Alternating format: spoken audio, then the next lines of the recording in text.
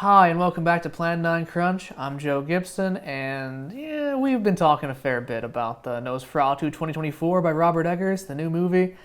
We had some blog posts, Doug Gibson and I, on plan9crunch.com. Links will be in the description. And then we met for a discussion on this YouTube channel, voicing our thoughts, and recently another discussion. All these links will be in the YouTube and the description, of course. But now I've watched the movie an additional 2 times since the first theater-going experience, one of which with the commentary track, which we'll be talking a bit about. And now it is time for more finalized, further thoughts on this movie from myself. Alright, so one of the largest points I raised in word count and overall pervasiveness was that this film functions necessarily within certain subtextual contexts, that this being a Nosferatu movie are supposed to link back to the bubonic plague, but this being a Dracula story can very easily lend themselves to syphilis.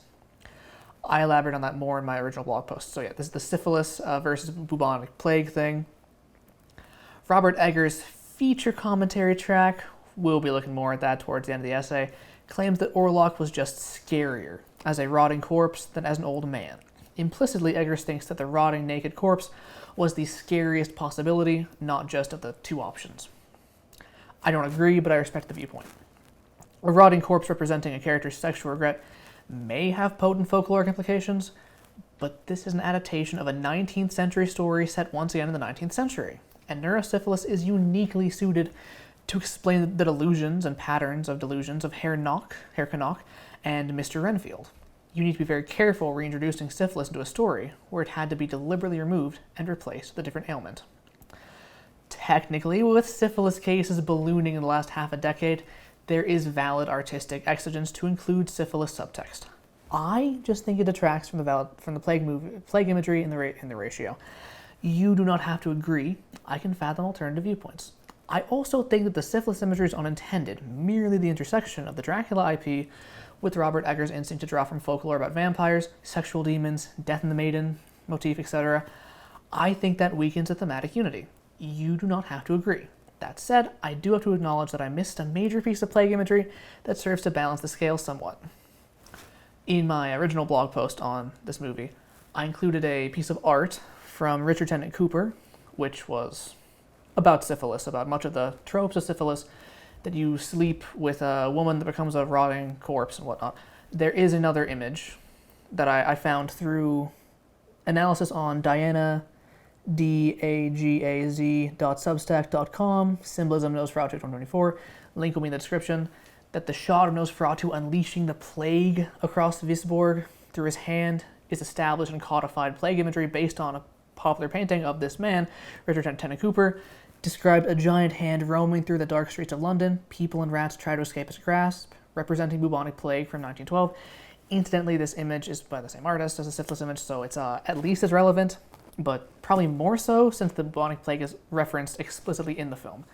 Once I realized this image existed, I had to include it here and concede that I was wrong about the film being lopsided in this, though there absolutely is superfluous syphilis in this film. For what it is worth, according to Eggers, the shot in Nosferatu 2024 was referencing a different Murnau film that also carried plague subtext. While we're on the topic of Orlok's shadowy hand imagery as a motif, in our most recent Nosferatu video on the channel, my dad and I discussed the cover art for the official Blu-ray release of this film, and how it consists of Nosferatu's hand grabbing Ellen. In the original movie, Orlok's grotesque proportions translate into its most memorable imagery, especially when the shadows on the wall, shadows always have similarly warped proportions, literally become Nosferatu, and vice versa.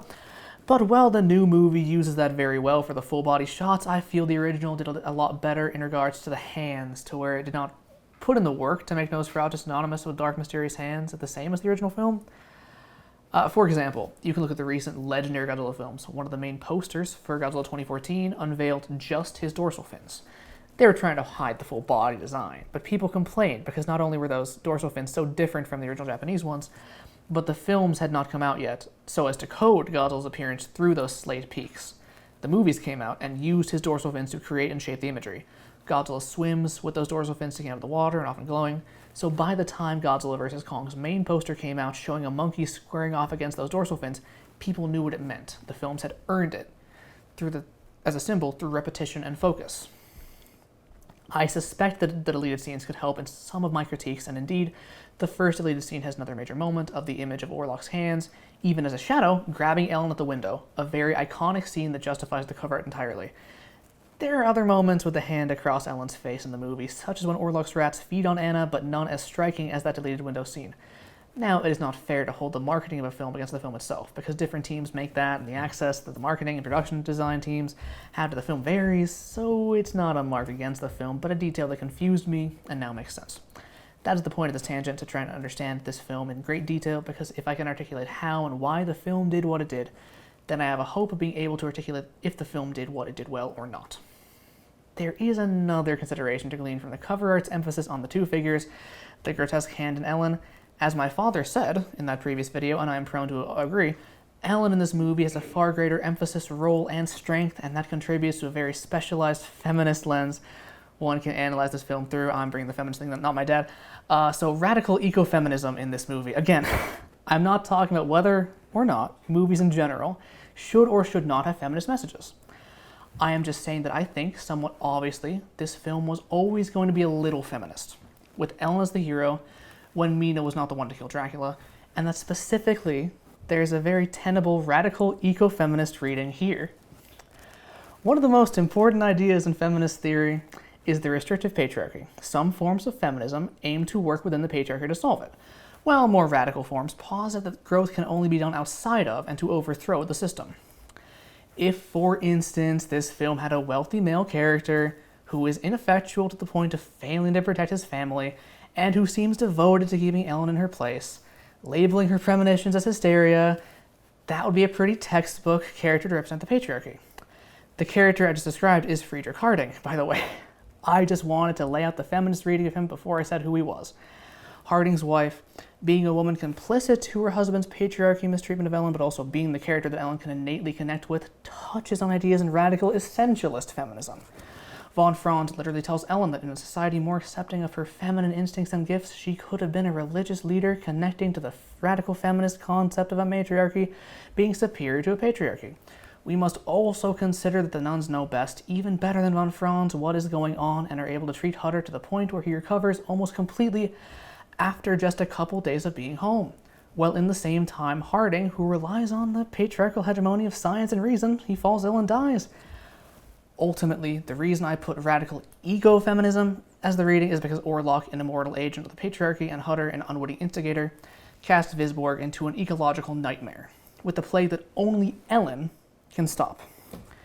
If I lost you with Harding, you have to admit that Orlok is a man using his higher standing to persecute and dominate Ellen, and Orlok is also specifically mistreating the environment through his same Ellen-focused patriarchal actions. That's just like the text, basically. Despite the men holding all the power in society, they are impotent by the end of this movie. Orlok has lost the chess game the moment he enters Ellen's embrace, Harding loses his mind and dies during necrophilia, and Hutter is not fast enough or strong enough to save his wife. And the movie seems to be implying that it always takes a woman to kill a vampire. That's not to say that the vampire hunting ritual of virgin girl on white horse is feminist liberation, but that Ellen is reclaiming the power in a situation forced upon her by society. Ellen also voices opposing ecological perspectives from Hutter when she takes issue with him killing the beautiful flowers. I cannot speak to the intent. All of these specifically ecofeminist subtexts could have been built accidentally, from needing to follow the Nosferatu plot points, but wanting to show more non-specific feminist concepts. But I think it works. The only thing that gives me pause is that von Franz, a man of high status, and Ellen are on the same page about the environment. The film connects their attitudes explicitly and through their shared love of cats as a symbol. I think it's enough to say that von Franz being revealed to have never killed a vampire and being shown to accept the natural order of feminist vampire slaying, and also being disgraced, thus out of the patriarchy, keeps this reading intact, but von Franz is also an odd character that I think I am only beginning to now grasp. So von Franz is not Van Helsing. Dr. Albin Everhart von Franz is the Van Helsing character in 2024's Nosferatu. The original Nosferatu had its own Van Helsing called Professor Bulver, but he did not factor into the action. Wikipedia and the other various wikis, fandom wikis, call him the Tritogonist. I don't see that at all. He has like 2 scenes, but whatever. According to Egger's commentary, he likes the Van Helsing archetype and wanted to include him, naming him von Franz, due to the naming scheme of Harker being similar to Hutter and Seavers being similar to Seward. And, von Franz is a very important character. I would argue, however, that von Franz's treatment has more in common with Friedrich Harding. Harding is the Arthur Holmwood of the story, the upper-class, wealthy beneficiary of this little fellowship with his own love interest that's doomed to die.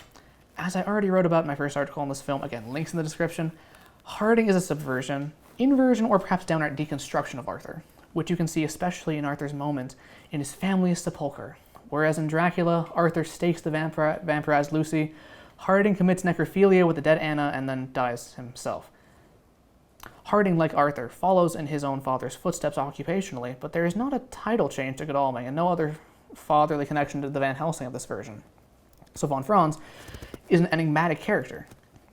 He has moments implying psychic precognition similar to Ellen and talks about the different psychic extents to which people can operate and be acted upon by demons, but he says that he does not have the same gift that Ellen has. He's just a tourist here. While he has the ethos, pathos, and logos of the traditional Van Helsing, he is messier in his approach, stabbing Ellen to prove she feels no pain in trance and cackling like a lunatic while setting locations on fire. I was incorrect when I previously said that prayer is shown to be in vain in the movie. The nuns and Defoe do employ it and advocate for it to good effect. It's just not the final authority.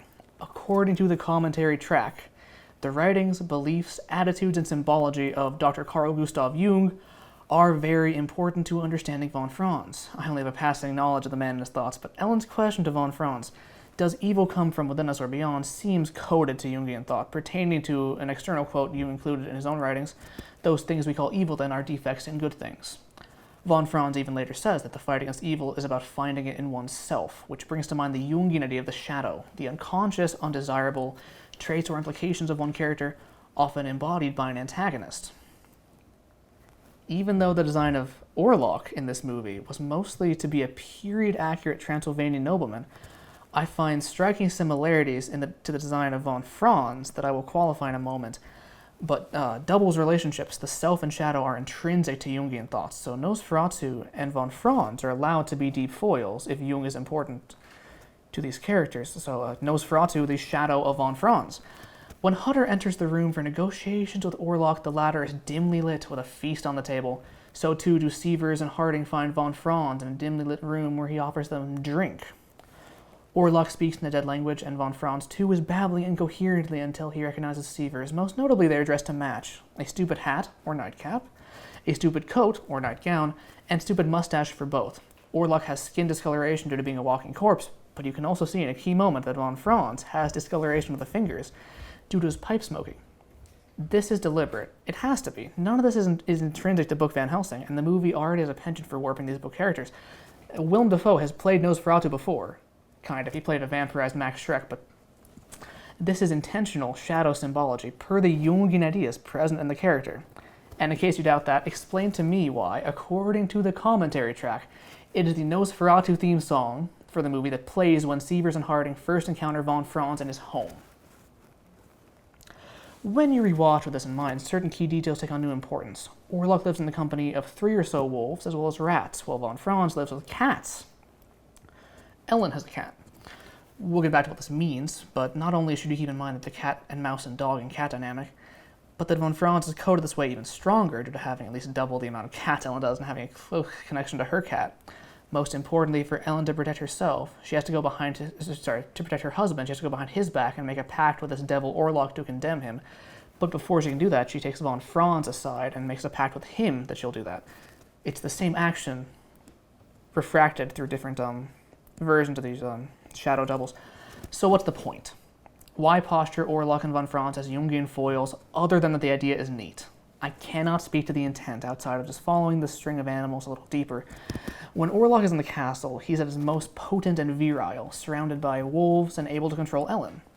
Wolves are more powerful than cats. But when Nosferatu comes to Visborg, he comes with the rats, not the dogs. Rats which cats feed on, and Nosferatu is unable to save himself from Ellen. I would not think that's significant, except that Ellen also relocates to the Hardings and takes her cat with her.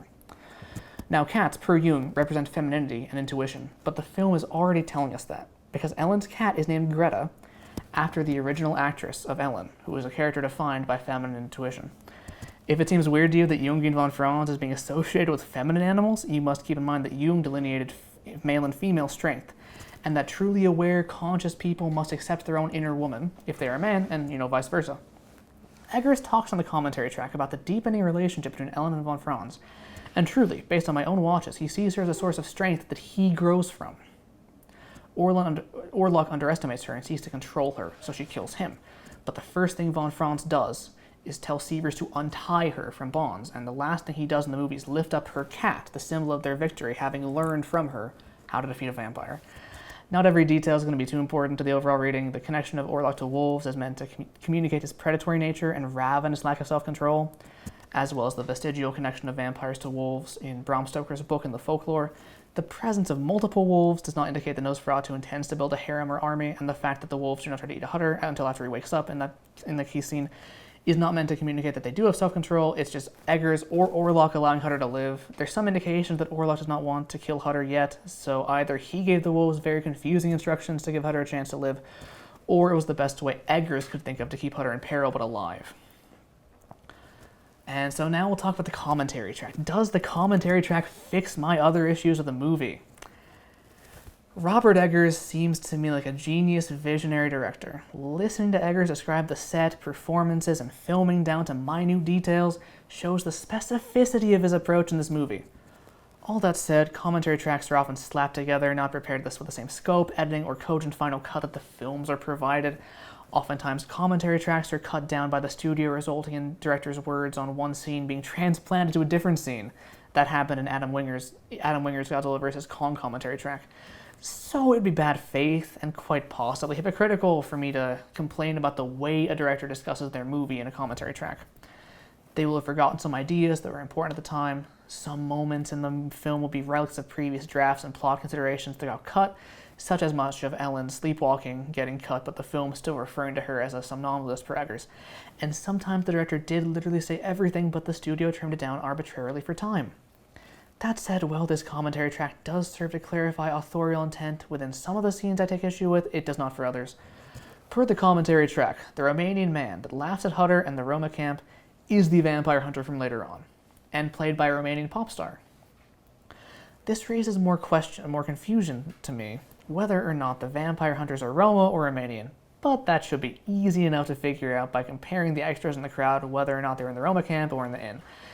This does not clarify whatsoever where the other vampire came from, why it was possible to kill this vampire without the death of a pure maiden, and why Hutter never told von Franz or Ellen, and they never listened to this first-hand account, of a proven way to kill a vampire that would not have sacrificed Ellen. It is a massive coincidence that Thomas crosses paths with a different vampire if it has nothing to do with Orlok, but the film gives us nothing to explain how that vampire was made, which we need to know to fully understand the stakes of facing Orlok. If what Orlok brings is not exactly the bubonic plague, but he is the undead plague carrier, as von Franz says, then at what point does his infection entail vampirism if there also exists a lower class vampire in like a pauper's grave, well, not a pauper's, that is a tombstone, in practically his backyard, considering how far his control can extend? Also, if other vampires are still active around the world, it becomes that much less likely that Willem Dafoe would never have found one, or that the Romanian vampire hunter would not have already launched a full-scale assault on Orlok's castle. It does help to justify, however, why the nunnery had such effective undead plague treatments. For the world building to be seamless, we need to either know that Orlok did and could create other vampires if he wants to, or that he had nothing to do with that and can't be killed by the same methods because he is explicitly a different type of vampire, though that would again make it weird that the nuns were able to treat Hutter's symptoms so well. Based on the way Eggers articulated his authorial intent in the commentary track, moments like the driverless carriage were different in part because all other adaptations showed Dracula in some form driving the carriage, but also because it was more magical and mystical. Just in terms of what I can see, it gives Orlok much greater magical power than any other Dracula, as we can see it through his admittedly somewhat limited mind control of Ellen an entire ocean away. Now, actually, the overseas control of Ellen has an explanation in the commentary track. Because other adaptations keep it to just the presence or lack of a photograph of Ellen or Mina or Lucy, this film incorporated a lock of Ellen's hair that Orlok can smell to seem more viscerally creepy. But also, having a piece of Ellen's body in his possession helps him to influence her. That's what Eggers says in the commentary track. I could not find any evidence of that exposition in the film, but it is after he procures it that he's able to influence her sleepwalking, so we can accept it with an interpretation focused on textual evidence still. Authorial intent is all well and good, and I would argue it is important, but at the end of the day, we have to judge a film by what's in the film. It is possible I'm mistaken on certain details and have an incorrect understanding of the other vampires' implications on the story. You would use the film to prove me right or wrong, not the author's statements after the fact. My issues with the film for not exploring the question. If there were an answer in the commentary track, I would still have an issue with the film, but it would be for not showing the answer they explored behind the scenes. Failure to consider one's own plot is not exactly the same as failure to communicate those considerations. And when applicable, it is in the best faith to analyze whatever instances of both that we can find. There was not really another section to put this criticism, but I take issue with Connacht's escape from solitary confinement. He tipped over the chair and started foaming at the mouth, which resulted in an orderly untying his left hand and starting to loose the restraints on his back to the chair. Knock bites into his neck and somehow kills the man with just his jaw in one hand, then somehow escapes the rest of his restraints. I cannot describe what actions he would have taken, and I don't really accept the blatant statement of a madman's strength, but that's more debatable, I suppose. So, in conclusion, this is a very dense and rich film in its detail. To a self-indulgent degree, I think for the most part, it earned its decadence of detail because it is a consistently deep exploration of its themes and characters, especially where there are differences with the original Nosferatu and the source text Dracula.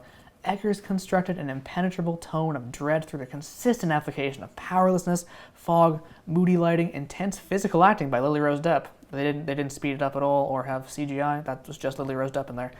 And a subtle but effective score. Though I am presenting myself as somewhat of an authority on this film and its surrounding topics, I am not, and I do lack clinical precision in many of these criticisms. I think I have conducted a fairly good literary analysis here, but I am alternating between different theories, not sticking to a particular style guide, and applying this analysis to a movie where Bill Skarsgård grinds a prosthetic penis on a cowering Nicholas Hoult. This prosthetic penis winding up in Holt's possession after the movie came out. If you can offer any alternative thoughts and reflections, I would invite that, and thank you for reading this far. If you can offer corrections to any errors I have made or perpetuated, I would thank you all the more. Until such time as anyone else at Plan 9 Crunch shares their further thoughts on Nosferatu 2024, that's a wrap.